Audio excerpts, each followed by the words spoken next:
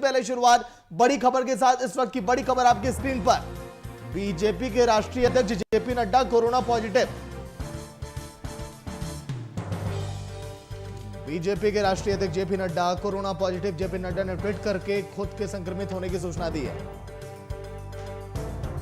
पिछले कुछ दिनों में खुद के संपर्क में आए लोगों से भी टेस्ट कराने की अपील की है। टल सकता है जेपी नड्डा का झारखंड का दौरा। बीजेपी के कई अन्य नेता भी संक्रमित हो चुके हैं।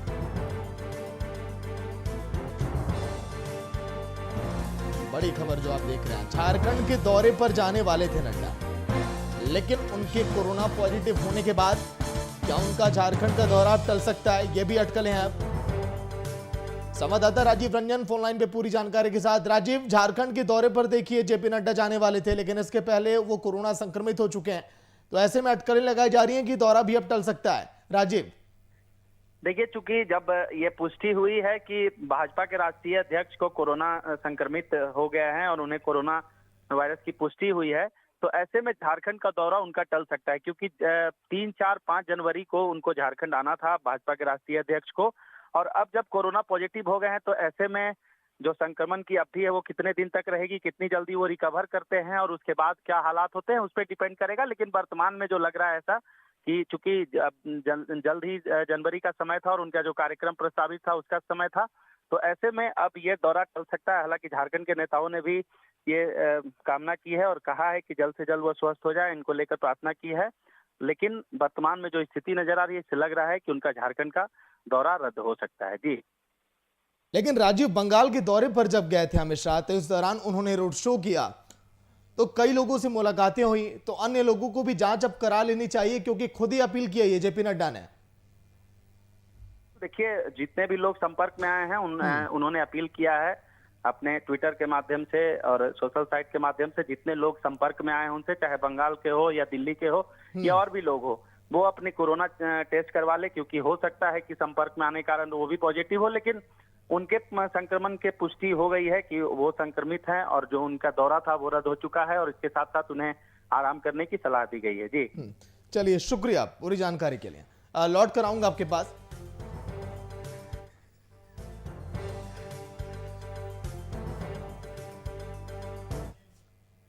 और झारखंड की हेमंत सोरेन सरकार अपने कार्यकाल का 1 साल 29 दिसंबर को पूरा करने वाली है। इस दौरान लगातार समीक्षा बैठक का दौर भी जारी है और 1 साल के कामकाज का आकलन करने के लिए सीएम सोरेन हर दिन विभाग के तहत समीक्षा बैठक कर रही है। समीक्षा बैठक 18 दिसंबर तक जारी रहेगी। समीक्षा बैठक के दौरान राज्य में संचालित योजनाओं की जमीनी हकीकत को जानने और उसे और भी गति प्रदान करने पर बल दिया जा रहा है। सीएम सोरेन ने 29 दिसंबर को कुछ नई योजनाओं के साथ दूसरे साल की शुरुआत करने की योजना भी बनाई है। इसके तहत अलग अलग विभागों में कुछ नई योजनाओं की शुरुआत भी होगी, उसको नया आकार देने की कोशिश भी की जा रही है।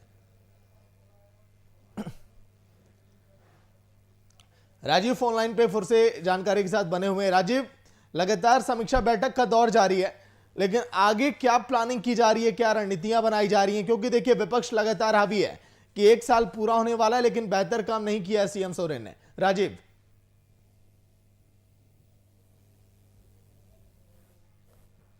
क्या आप सुन पा रहे हैं? 18 दिसंबर तक यह समीक्षा बैठक का दौर यह जारी रहेगा, लेकिन इस पर रणनीतियां आगे भी अब बन रही हैं।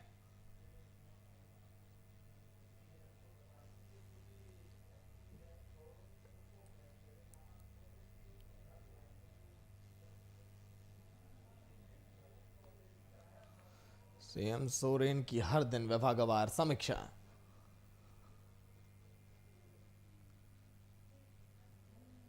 राज्य की ये तस्वीर देखिए, एक्टिव हैं पूरी तरह से सीएम सोरेन।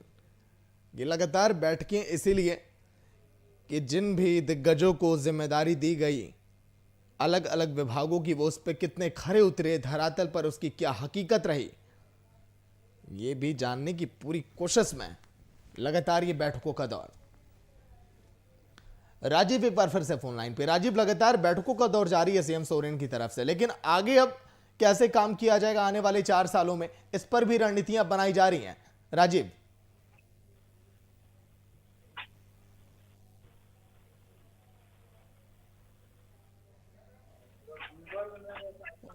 राजीव, क्या आप सुन पा रहे हैं? जी बताएं। राजीव, सीएम सोरेन लगातार समीक्षा बैठक कर रहे हैं सभी विभागों की, तो ऐसे में आने वाले 4 सालों में और कैसे बेहतर काम किए जाएं झारखंड के अंदर, इस पर भी प्लानिंग पूरी बनाई जा रही है राजीव। ये बिल्कुल, देखिए सरकार के 1 साल पूरे होने हैं और मुख्यमंत्री ने खुद इस बात का ऐलान किया है कि 1 साल होने पर वो रिपोर्ट कार्ड जारी करेंगे और बताएंगे कि 1 साल के दौरान क्या क्या सरकार के द्वारा किया गया है, किस क्षेत्रों में क्या काम हुए हैं, कोरोना के संक्रमण की जो महामारी आई उससे कैसे निपटा गया, तो तमाम चीजों पे चर्चा करेंगे। और उसी को लेकर समीक्षा बैठक भी लगातार चल रही है। हर विभाग की समीक्षा की जा रही है, 1 साल की रिपोर्ट बनाने को लेकर कहा गया है और साथ ही साथ 1 साल में किस विभाग में क्या काम हुए हैं इसको लेकर समीक्षा की जा रही है। तो हेमंत सोरेन के द्वारा जैसी खबरें आ रही है कि 29 दिसंबर से जो 1 साल पूरे होंगे सरकार को, तो कुछ योजनाएं हैं जिसको शुरू की जा सकती है। ये कुछ संभावित योजनाएं हैं जिन पे सरकार निर्णय ले सकती है। उसमें से एक कहा गया है कि सर्विस डिलीवरी अभियान है, वनो उत्पाद कोऑपरेटिव सोसाइटी की है, पशुधन योजना है किसानों को देखते हुए, ताकि किसानों की जो आर्थिक स्थिति है उसको कैसे सुदृढ़ किया जाए। जो यहाँ खेल नीति है उसको उस खेल नीति की घोषणा कर सकते हैं, ताकि क्योंकि झारखंड में जो खिलाड़ियों की पोटेंशियल है बहुत अधिक है और यहाँ बच्चे खेल में अच्छा प्रदर्शन करते हैं, तो उनके लिए पंचायत स्तर से लेकर कैसे तमाम जगहों पे खिलाड़ियों को आगे बढ़ाया जाए, प्रतिभावान बच्चों को आगे बढ़ाया जाए, उसके लिए खेल नीति बनाई जा सकती है। झारखंड में चूंकि पर्यटन का बहुत स्कोप है तो नई पर्यटन नीति भी बन सकती है। खिलाड़ी जो हैं जो अच्छा प्रदर्शन कहीं किए उनकी नियुक्ति को लेकर बात हो सकती है। इसके साथ साथ कई अन्य मुद्दे हैं जिस पे सरकार निर्णय ले सकती है। तो जिस तरह से हेमंत सोरेन ने 1 साल पहले घोषणा किया था कि सरकार आते ही 1 साल के दौरान क्या क्या कार्य होंगे, तो 1 साल में इन घोषणाओं पे सरकार काम करेगी। और अगर ऐसा करेगी तो मुख्यमंत्री ने जो घोषणा किया था, जेएमएम ने जो घोषणा किया था, वो घोषणा पे सरकार चलती हुई नजर आएगी। जी चलिए, शुक्रिया राजीव पूरी जानकारी के लिए।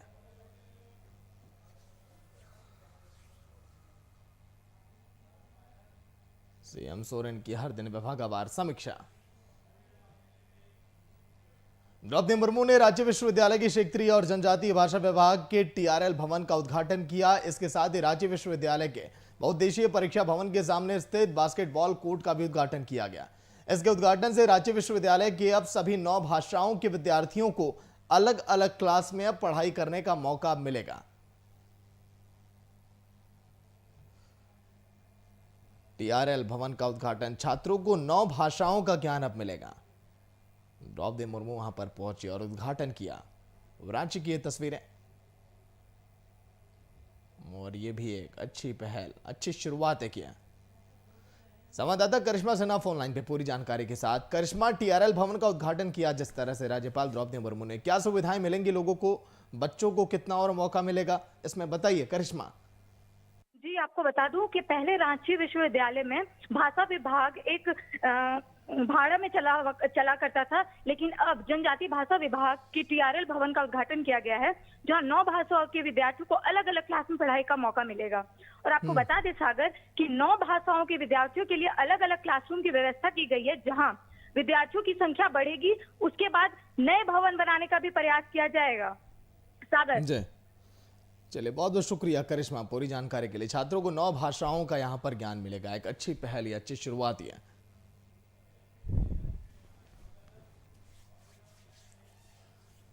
बोकारो जिले के चास नगर निगम के निवर्तमान मेयर भोलू पासवान ने आवासीय कार्यालय में प्रेस कॉन्फ्रेंस करके अपर नगर आयुक्त पर भ्रष्टाचार के गंभीर आरोप लगाए। प्रेस कॉन्फ्रेंस में निवर्तमान मेयर भोलू पासवान ने कहा कि चास नगर निगम के अपर नगर आयुक्त शशि प्रकाश झा हमारे कार्यकाल समाप्त होने के बाद 7 महीने से नगर निगम में पूरी मनमानी के साथ भ्रष्टाचार करने में लगे हैं। उन्होंने कहा कि नियमों के विरुद्ध काम कराया जा रहा है और सरकारी पैसों का पूरा दुरुपयोग यहां पर किया जा रहा है।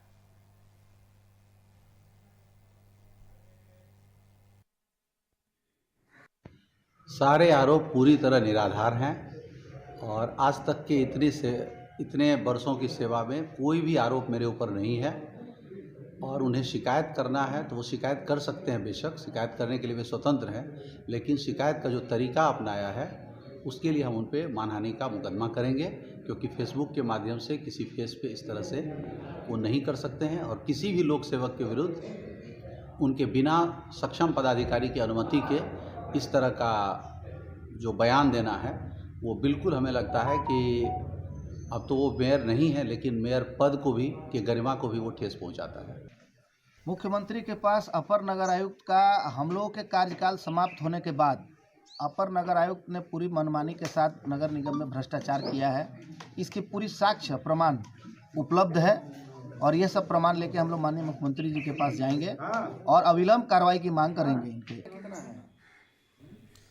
संवाददाता विजय सिंह फोन लाइन पे पूरी जानकारी के साथ। विजय, नगर आयुक्त पर कई गंभीर आरोप लगाए गए हैं, बताइए क्या है जानकारी इस खबर को लेकर। विजय जी, मैं आपको बता दूं कि जिस तरीके से जो पूर्व में मेयर रहे हैं बोकारो जिले के चास नगर निगम के, उन्होंने साफ तौर पे जो है वहाँ के अपर नगर आयुक्त हैं शशि प्रकाश, उनके पद छोड़ने के बाद ये जो 7 महीने के कार्यकाल है उसमें भारी मात्रा में उन्होंने भ्रष्टाचार किए हैं। इसको लेकर आरोप लगाया है उन्होंने और कहा है कि उन्होंने अपने पद का दुरुपयोग किया है और व्यवसायियों और बिल्डरों से मिलकर उन्होंने जो है पूरे नगर निगम को भ्रष्टाचार का एक केंद्र बना दिया है। इसको लेकर उन्होंने एक प्रेस वार्ता की है अपने आवासीय कार्यालय पे और उसके बाद उन्होंने प्रेस वार्ता में ये साफ तौर पे आरोप लगाया है अपर नगर आयुक्त तो हैं उन पर कि इन्होंने भ्रष्टाचार की पराकाष्ठा पार कर दी है इन 7 महीनों में। जब से हम मेयर पद से वहां से हटे, जब मेरा कार्यकाल खत्म हुआ है, उसके बाद उन्होंने पूरे तरीके से भ्रष्टाचार में लिप्त हो गए हैं। जी, पूरी जानकारी के लिए विजय। मेयर भोलू पासवान ने प्रेस कॉन्फ्रेंस करके नगर आयुक्त पर कई गंभीर आरोप लगाए। बोकारो की ये तस्वीर।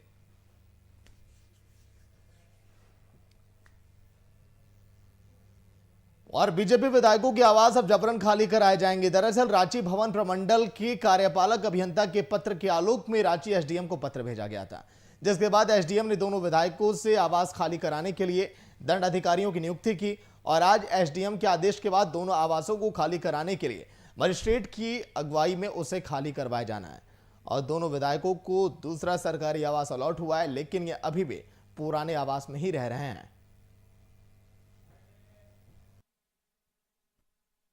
देखिए, जिस तरीके से भारतीय जनता पार्टी के विधायकों को टारगेट कराकर अपराधियों की तरह व्यवहार किया जा रहा है, उनसे घर खाली करवाने में, ये बेहद निंदनीय है। साहब, आप सोचें, वो चुने हुए निर्वाचित जनप्रतिनिधि हैं, उसमें से एक तो पूर्व मंत्री हैं और उनको जो बंगला अलॉट हुआ है वो सिर्फ 2-3 दिन पहले खाली हुआ था, उसमें रंग रोगन का कार्य चल रहा है, तो उन्होंने समय मांगा था। लेकिन ये सरकार तो हर धर्मिता पे उतर गई है और उसमें मनमाने तरीके से पुलिस लगाकर, जैसे ये कोई अपराधी हो, इनके बंगले को खाली कराने का जो कार्य किया, हम इसकी कड़ी निंदा करते हैं। देखिए, भाजपा गलत बयानी कर रही है, चाहे तो वो माननीय दीपक प्रकाश जी हों या माननीय बाबूलाल मरांडी जी हों। 70 वर्षों में हमारी लोकतांत्रिक व्यवस्था रही है। 5 वर्षों में चुनाव के बाद जो चुनाव हारते हैं वो सरकार के आवास को खाली कर देते हैं। मंत्री पद से हटने वाले लोग स्वतः आवास खाली कर देते हैं। 1 साल हो गए इस सरकार को बने हुए। माननीय रणधीर सिंह जी पूर्व मंत्री हैं, उन्हें स्वतः क्वार्टर खाली कर देना चाहिए।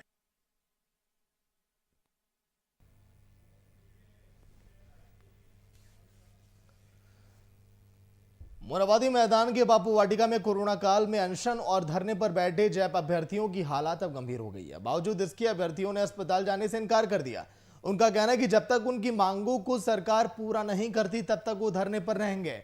और मोराबादी मैदान में 15 दिनों से राज्य भर के युवाओं का जमावड़ा लगा है। नियुक्ति पत्र की मांग को लेकर युवा यहां पर जुटे, लेकिन सरकार इनकी तरफ कहां ध्यान देने वाली। समीक्षा बैठक का दौर लगातार जारी है सीएम सोरेन के तमाम दिग्गजों के साथ, लेकिन अभ्यर्थियों ने अस्पताल जाने से इनकार कर दिया। देखिए, उनकी तबीयत खराब हो रही है, लेकिन इनकी क्या मांगे हैं, क्या परेशानियां हैं, कोई इनको ना पूछने वाला है ना इनका हाल जानने वाला है। ये रांची की तस्वीर और दुर्भाग्यपूर्ण ये तस्वीर है उन छात्रों के लिए जो अनशन पर बैठे हैं, क्योंकि सरकार सुनने के लिए तैयार नहीं कि आखिर क्या इनके मांगे हैं।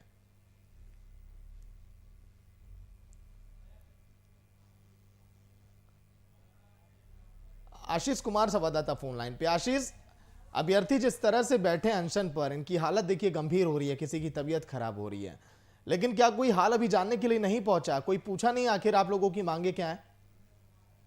जी, जैसे अगर मैं आपको बता दूं कि ये लोग 14 दिनों से अनशन पर बैठे पड़े हुए हैं, जिनमें 4 दिनों से 5 अभ्यर्थी अभी आपका बिना खाना खाए बैठे हुए हैं 5 दिनों से। उन्होंने जब देखा कि उनकी मांग पूरी नहीं हो रही है तो बिना खाए, बिना कुछ खाना पानी खाए वहां बैठे पड़े, जिससे उनकी तबियत बहुत ज्यादा खराब हो रही है। और बता दूं, अभी तक सरकार की तरफ से कोई नहीं पहुंच पाया मिलने के लिए।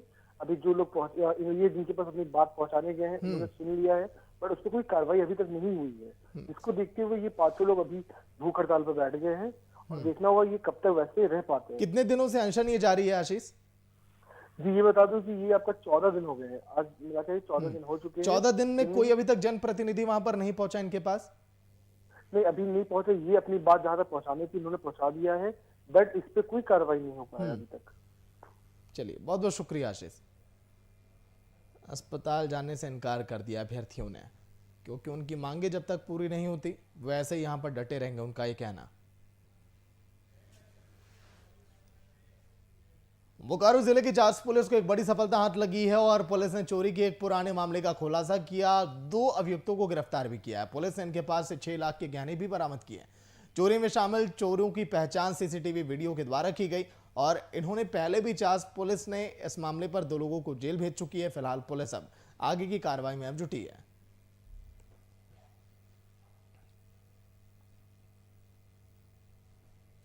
इनके यहाँ चोरी हुई थी, उसमें हम लोग पहले 2 अभियुक्त को पकड़ के भेजे हैं, तो उनकी पहचान सीसीटीवी कैमरे से हुई थी चोर लोगों की।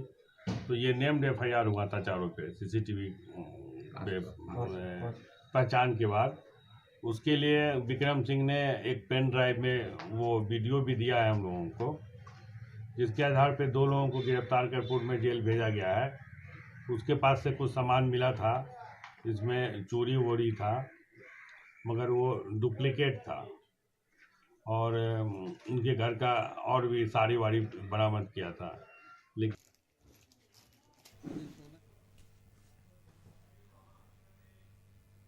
और मकर संक्रांति के त्योहार में तिलकुट की मांग सबसे अधिक होती है। लोग स्नान ध्यान करने के बाद तिलकुट का आनंद लेते हैं। हालांकि इस पर्व के आने में अभी भी 1 महीने का वक्त है, लेकिन तिलकुट बनाने वाले कारीगर अभी से पूरी तरह से एक्टिव हो गए और उत्पादित तिलकुट की मांग सबसे अधिक होती है। यहाँ के कुशल कारीगरों के द्वारा बनाए गए तिलकुट की मांग हर क्षेत्र में सबसे ज्यादा होती है।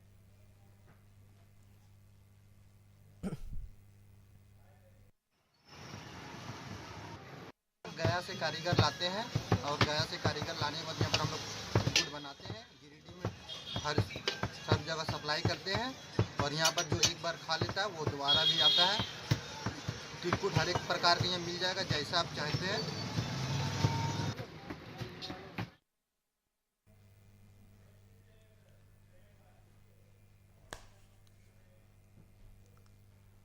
और रांची प्रेस क्लब और रांची तीरंदाजी संघ के संयुक्त तत्वाधान में रांची प्रेस क्लब में आर्चरी सेंटर का शुभारंभ किया गया। आर्चरी सेंटर के माध्यम से प्रेस क्लब के सदस्यों और उनके बच्चों को तीरंदाजी का उचित प्रशिक्षण देकर प्रतिभा निखारने का अवसर करने का कार्य किया जाएगा।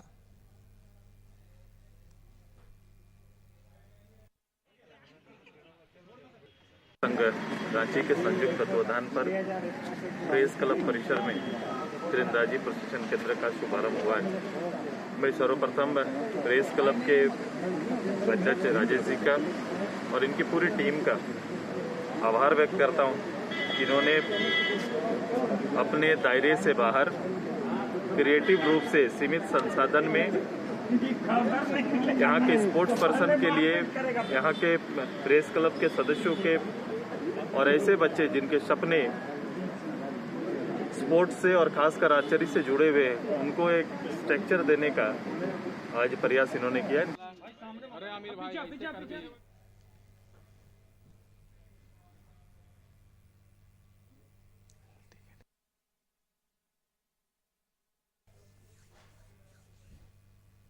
वैसे झारखंड की तस्वीरें इन दिनों आप देख रहे होंगे जो इस वक्त सुर्खियों में है। लगातार बीजेपी के विधायकों को यह कहा जा रहा है कि बंगला आप खाली करिए, लेकिन आरोप प्रत्यारोप का दौर जिस तरह से लगातार बरकरार है, बीजेपी का यह कहना है कि प्रदेश की सरकार ये बदले की राजनीति कर रही है। लेकिन मौजूदा सरकार का यह कहना है कि 1 साल हो गए हैं, कई बार नोटिस भेजा गया कि बंगले में आप मत आप रहिए, आप कहीं और आप शिफ्ट करिए, जो बंगला सरकार की तरफ से दिया जा रहा है, लेकिन यह जहमत नहीं उठाई गई और अब जबरदस्ती बंगले को खाली कराया जा रहा है। इस बंगले पर सियासत किस तरह से हो रही है, वीआईपी न्यूज आपको दिखाता है, उसी पर यह रिपोर्ट।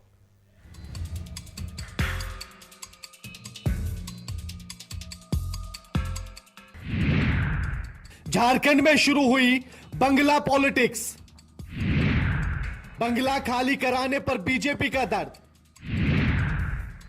बीजेपी का आरोप हेमंत सरकार पर, बदले के तहत सरकार कर रही कार्रवाई।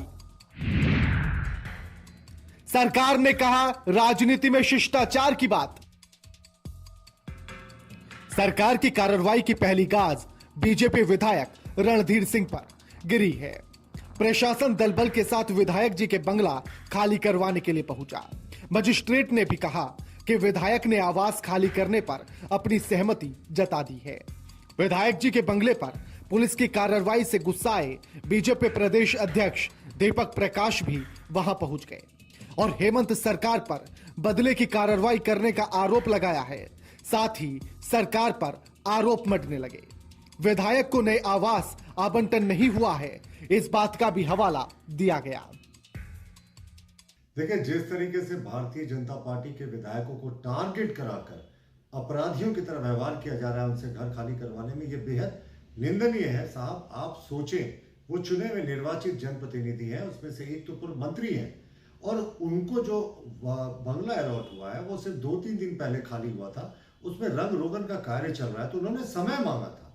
लेकिन ये सरकार तो हर धर्मिता पे उतर गई है और उसने मनमाने तरीके से पुलिस लगाकर, जैसे ये कोई अपराधी हो, इनके बंगले को खाली कराने का जो कार्य किया, हम इसकी कड़ी निंदा करते हैं। बंगले पर सियासत तेज हो गई है।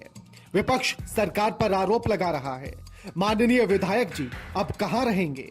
बीजेपी के पास अब एक और मुद्दा मिल गया है सरकार पर आरोप लगाने का। बीजेपी ने आरोप लगाया है बदले की राजनीति करने का, तो सरकार ने पलटवार करते हुए कहा है कि राजनीति में शिष्टाचार भी होता है। देखिए, भाजपा गलत बयानी कर रही है, चाहे तो वो माननीय दीपक प्रकाश जी हों या माननीय बाबूलाल मरांडी जी हों। 70 वर्षों में हमारी लोकतांत्रिक व्यवस्था रही है। 5 वर्षों में चुनाव के बाद जो चुनाव हारते हैं वो सरकार के आवास को खाली कर देते हैं। मंत्री पद से हटने वाले लोग स्वतः आवास खाली कर देते हैं। 1 साल हो गए इस सरकार को बने हुए। माननीय रणधीर सिंह जी पूर्व मंत्री हैं, उन्हें स्वतः क्वार्टर खाली कर देना चाहिए। माननीय नवीन जायसवाल जी हैं, उन्हें स्वतः क्वार्टर खाली कर देना चाहिए। कोर्ट जाने की नौबत ही नहीं आनी चाहिए। बंगले पर बवाल तेज हो गया है। पक्ष विपक्ष अपने अपने तर्कों के साथ मैदान में है। बीजेपी किसी भी मुद्दे को भुनाने में कोई कोर कसर नहीं छोड़ती है। जनता के अपने मुद्दे हैं, उनका क्या? उनका कुछ नहीं, मगर माननीय को बंगला तो चाहिए। सरकार की कार्रवाई पर बीजेपी तिलमिला गई है। अब बंगले की सियासत कहां तक जाती है, यह देखने वाली बात होगी। Bureau report, VIP news, Ranchi.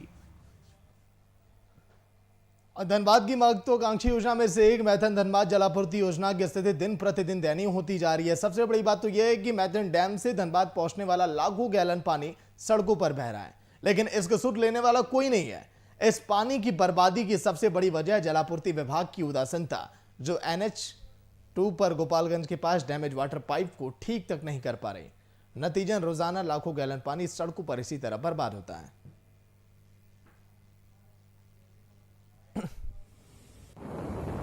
Maithon pipe पे ही जा रहा है धनबाद। 3 दिन से लीक किया हुआ है।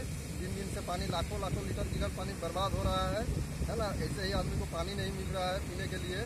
हम लोग पेयजल वाला को खबर भी किए हैं, लेकिन यहाँ अभी तक कोई ही नहीं हुआ, मरम्मत का काम नहीं हुआ है।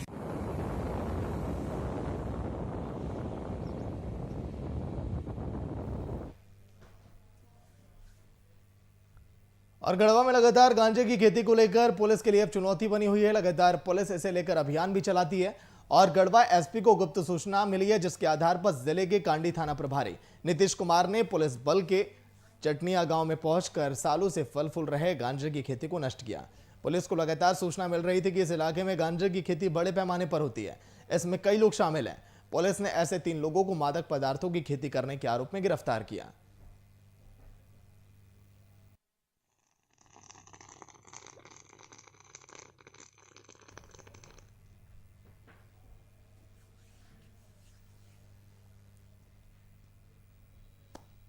तो चलिए इसी के साथ बात झारखंड की में इतना ही। वीआईपी न्यूज पर खबरें लगातार जारी है। नमस्कार।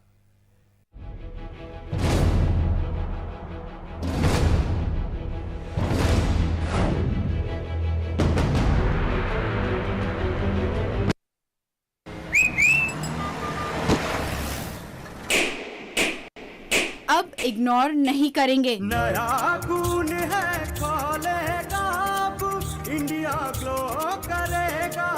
खून बढ़ाए, शक्ति दे, सौंदर्य निखारे, पूरे परिवार का हेल्थ टॉनिक हाइड्रोफॉल में। आप healthy, India healthy. 24 carat gold की तरह असली स्टील से बना Tanuja gold TMT bars with unique double grip, guarantee असली स्टील की।